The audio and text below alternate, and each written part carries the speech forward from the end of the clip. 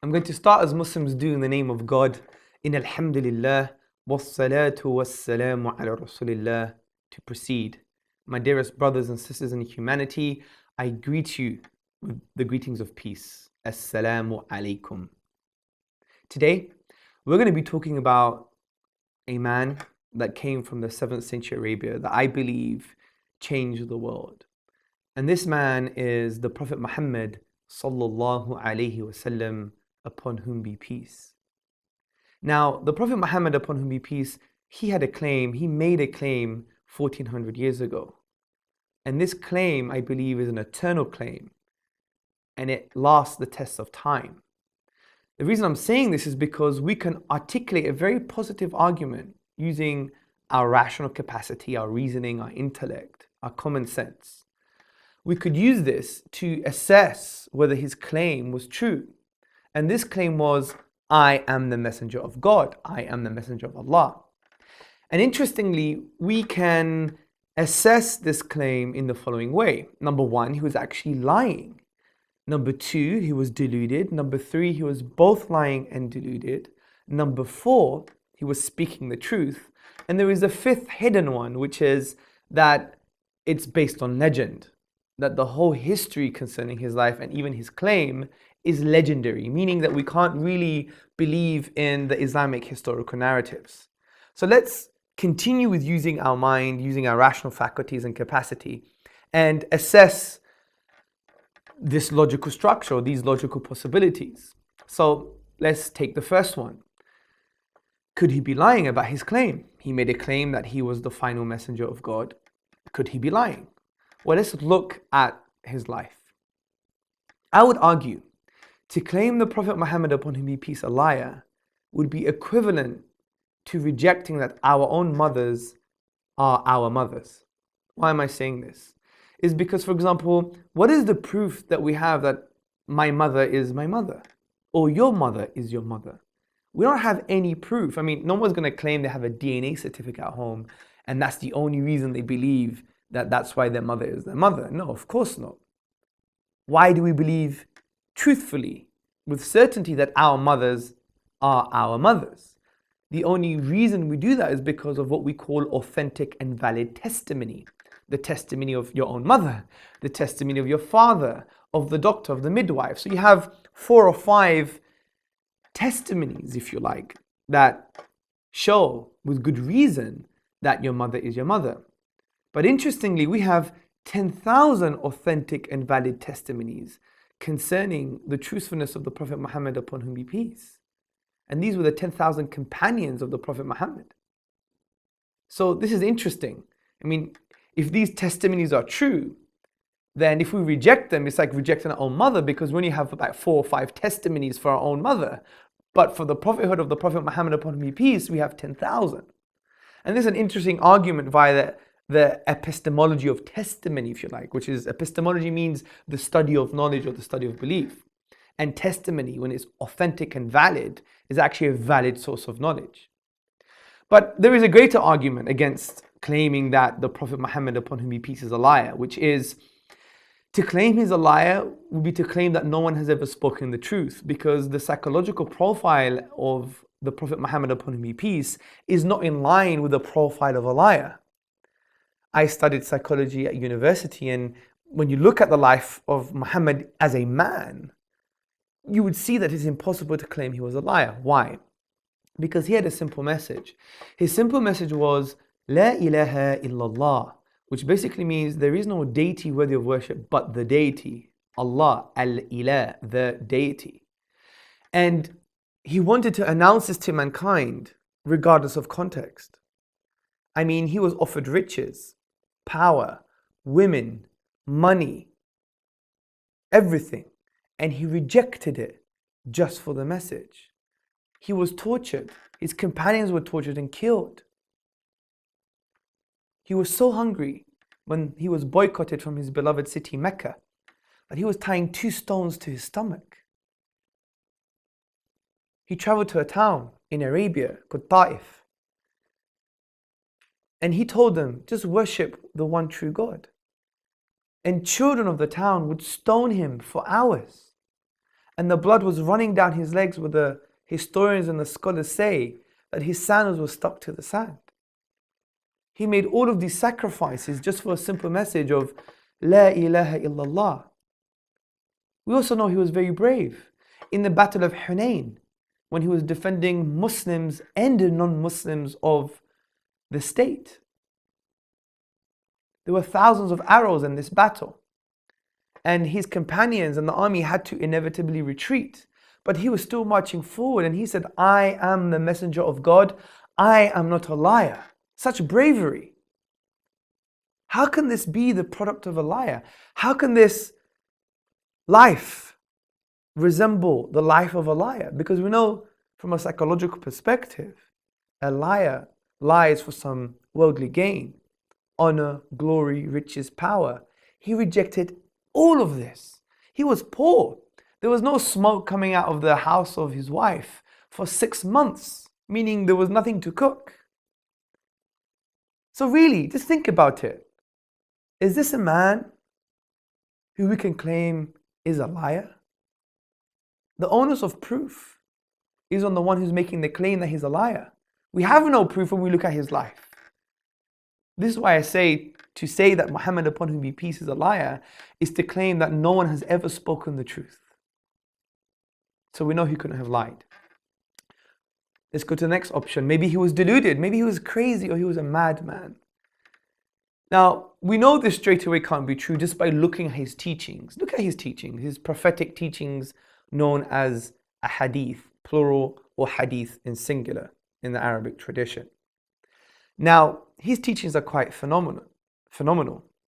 For example, he said that true richness is not having riches, but it's having a rich soul, having a content, rich soul. He said there is no harming and no reciprocating of harm. He also said, لا يؤمن أحدكم حتى يحب لأخيه ما يحب لنفسه.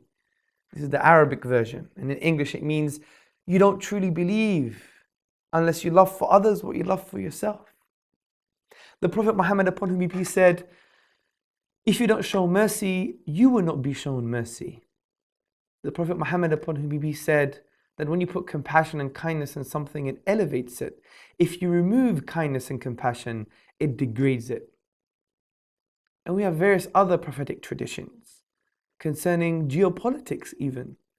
The Prophet Muhammad, upon whom be peace, said that the son of Adam, the human being, all he needs is food, shelter and clothing, which he defined the essential limited needs, which creates an economic philosophy of distribution, unlike the one that we have in capitalism, which is false actually, which says there are too many needs and not enough resources.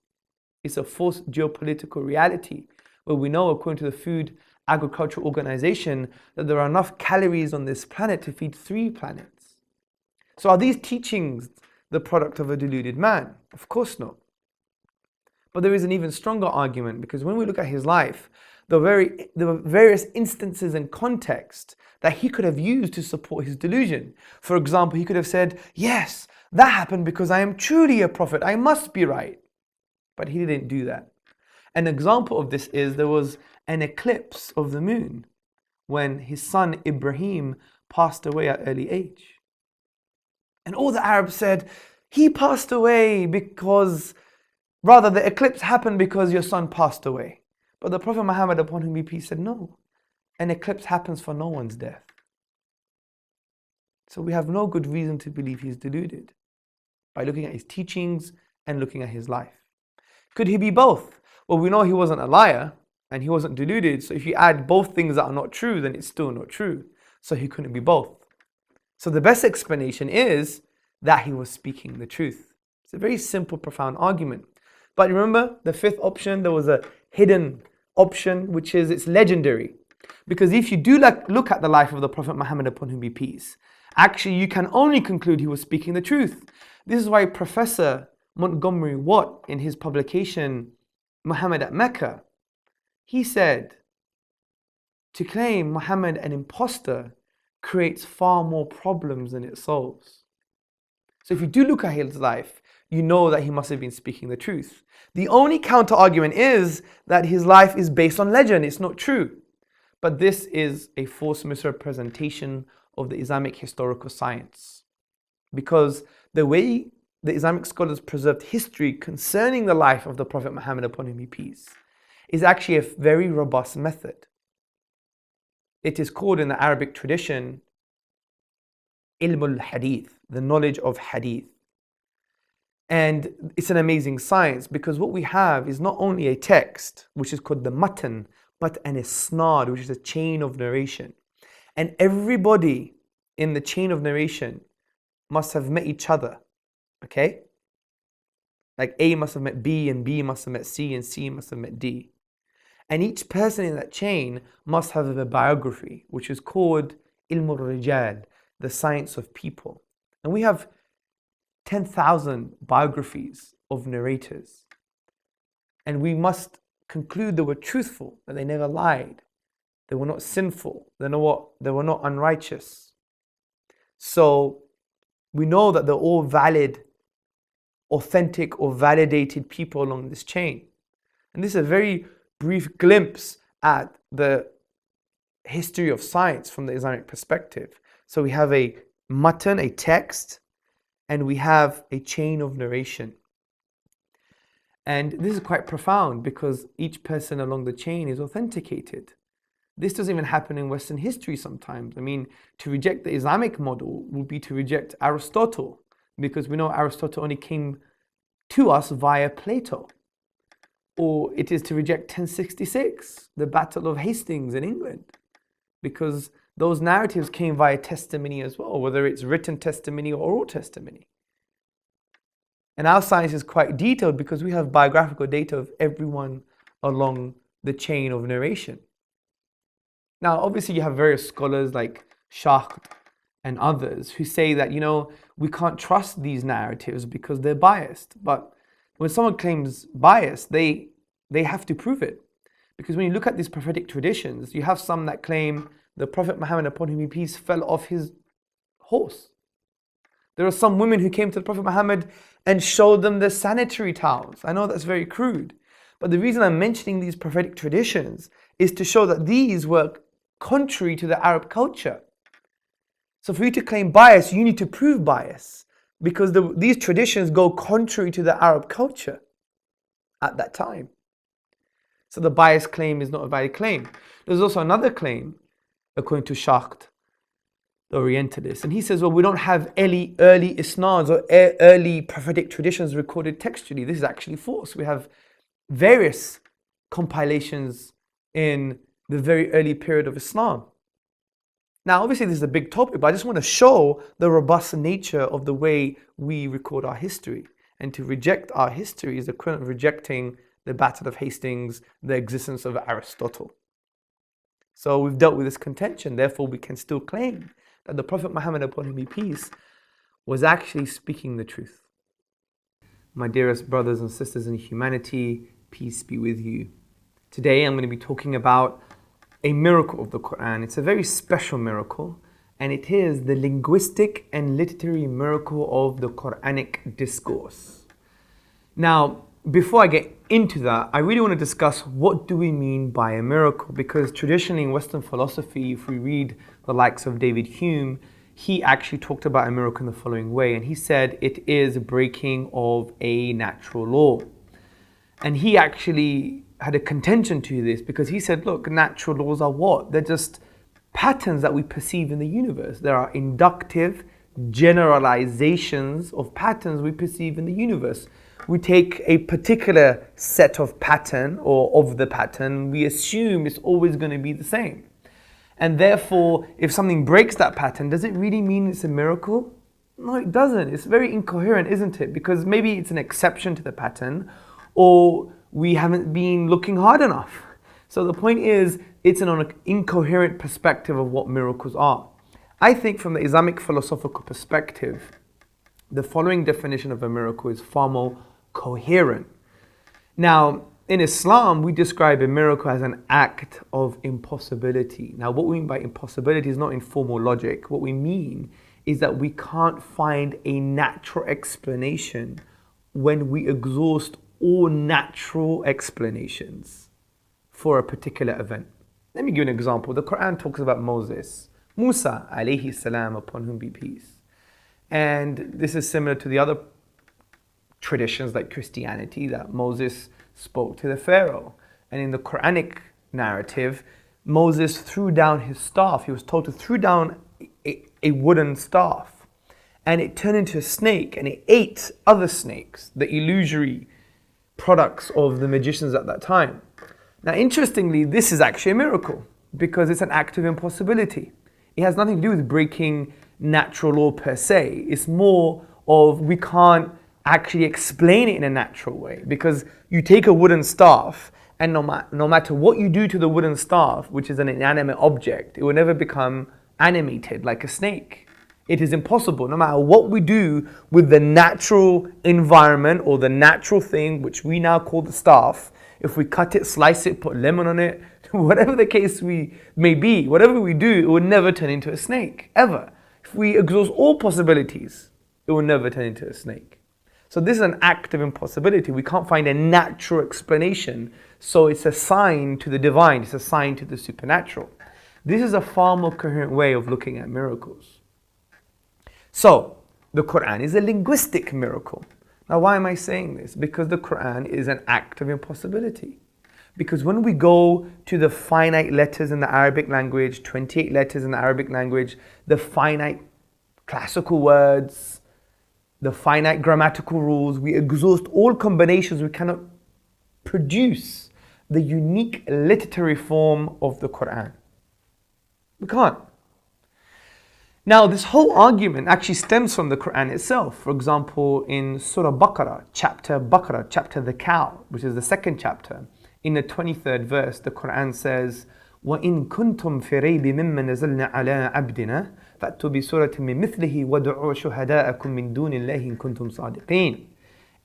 Which basically says, and if you're in doubt about this book which we have sent down to our Prophet Muhammed, upon whom be peace, then bring one chapter like it and call on your supporters and your witnesses and anybody else besides God if you are truthful in your claim. This is an intellectual challenge. And we know this challenge came in a certain environment. It came in an environment where in the 7th century Arabia, the Arabs were the best at expressing themselves in Arabic tongue. So it was a linguistic challenge at the time. This is why the various scholars, Eastern and Western scholars, appreciate that this is a linguistic and literary challenge to the best people who could express themselves in the Arabic tongue. And we know this historically. The famous Arab historian Ibn Rashid, he states that essentially at the time of Arabia in the 7th century, they would only celebrate on two things: the birth of a boy and when a poet rose amongst them, because there was a socialization that the expression of language, the classical Arabic, was like, you're like a president or you're like one of the top guys in society. So the Qur'an came to challenge the people who are best placed to try and even bring that challenge, because it was an environment where scholars call them Arabic linguists par excellence, the best. So the Qur'an came to challenge them, and these people failed. We know this because even the best linguist of the time, his name was Walid ibn al-Mughira, he said, by God, this cannot come from a human being. I know the sciences of the language. This can't come from a human being. Now, what is it that makes the Qur'an unique from this perspective? Now, there's no point going into too much detail because many of you probably don't even speak Arabic. But to talk about this, we could basically say in a very basic way that the Qur'an de-scopes the Arabic language, because generally in the Arabic language there are certain literary forms. We have saja, which is rhyme prose. We have mursal, which is straightforward speech.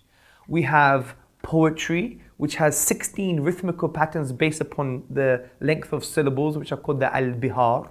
And we have a style called maqama. Maqama is a combination of prose and poetry. But the Qur'an de-scopes any of these. It de-scopes them. Because the Qur'an is not poetry. You can't take any chapter and the totality of each chapter corresponding to any of the al-bihar, the rhythmical patterns of poetry. We know it's not maqama because in maqama there is a distinct difference between its use of prose and poetry. It doesn't intermingle, whereas the Qur'an has this unique intermingling. If we read the works of Professor A.J. Arbery, he said the Qur'an is a unique fusion of prose and poetry. Also, we know it's not straightforward speech, because the Qur'an is full of embellishments, full of rhetoric and eloquence and rhythm. And also we know it's not saj'a, it's not rhyme prose, because rhyme prose is quite defined. If we read the works of Devin J. Stewart, the Arabist and the scholar, he writes in the Encyclopedia of the Qur'an and in other places that rhyme prose is defined by having an end rhyme, by having an accent-based rhythmical pattern. The pattern is based on the stress, just like nursery rhymes. Ba, ba, black sheep, have you any wool? That's an accent-based rhythmical pattern rather than it based on the syllable. And also the definition of rhyme prose has a concentrated use of rhetorical devices. Now, the Qur'an transcends this because it has far more rhetorical devices than any other known form of rhyme prose. And it descopes structurally various features of rhyme prose. So it's a unique piece of literature. It's a unique literary form. This is why we have the likes of Professor Bruce Lawrence from Duke University. In his book, The Qur'an, a Biography, on page number 8, he says, Quranic verses as tangible signs are expressive of an inexhaustible truth. They signify meaning laid within meaning, light upon light, miracle after miracle. We have Professor Martin Zamet from the Netherlands. He said, notwithstanding pre-Islamic poetry, the Qur'an is the most eminent written manifestation of the Arabic language. We have Professor Neil Robinson in his book, it's an amazing book, Discovering the Qur'an, a contemporary approach to a veiled text. He has a whole chapter concerning the dynamic style of the Qur'an, which in the Arabic tradition is called iltifat, which is this referencing, shifting in the Quranic discourse, that it far transcends any other known Arabic discourse. And we have Reverend R. Bosworth Smith in his book Muhammed and Mohammedanism. He said, the Qur'an is a miracle of purity of style and of wisdom and of truth. So the point here is that there is almost a valid, authentic testimony coming from people who have the tools to assess the Quranic Arabic. So it must be a miracle, because the best people who knew how to speak and articulate themselves in the best possible way in the Arabic language failed to challenge the Qur'an. So it's an act of impossibility, because it's not only a unique literary form, but no one has been able to challenge and replicate this unique literary form. So when we go to the nature of the of the Qur'an, which is the Arabic language, and we exhaust all possibilities, we can never create the unique literary form of the Qur'an, which makes it an act of impossibility. We can't find a naturalistic explanation. Therefore, it's a sign to the divine, by definition. So it's a linguistic and literary miracle. Now, one contention is this. What about Shakespeare? Shakespeare was amazing. He had a unique style. So it doesn't mean Shakespeare's divine or has revelation. I agree. But Shakespeare has nothing to do with the unique literary form. We're talking about the structural features of language, rhyme, rhythm, the structural features. We're not talking about aesthetic reception, the use of the language in this particular way. Because Shakespeare wasn't unique concerning form, because he was known to use the iambic pentameter, which was used by many other English scholars. He used trochaic verse and blank verse, used by Christopher Marlowe and many, many other English literateurs. So it's a false contention. The Qur'an has a unique literary form. So from this perspective, philosophically, we know it is a miracle. So, what does it mean? It actually means if it's a miracle, it's from the divine. If it's from the divine, then what the Qur'an says is going to be true, because what comes from truth is true. It's like an epistemic foundationalism, which basically means that you have truth claims about foundational truths. And whatever is built on these truths is going to be true. So when the Qur'an says pray 5 times a day, it's good for you and it's going to make you come closer to God, then that's true. If the Qur'an says that we must prohibit interest in our economic model because it's an impediment to the distribution of wealth, then we should do so because it's true. Don't get me wrong, we could assess these rationally as well. But this is the easiest way. It came from God, then it's going to be true. Thank you very much for listening.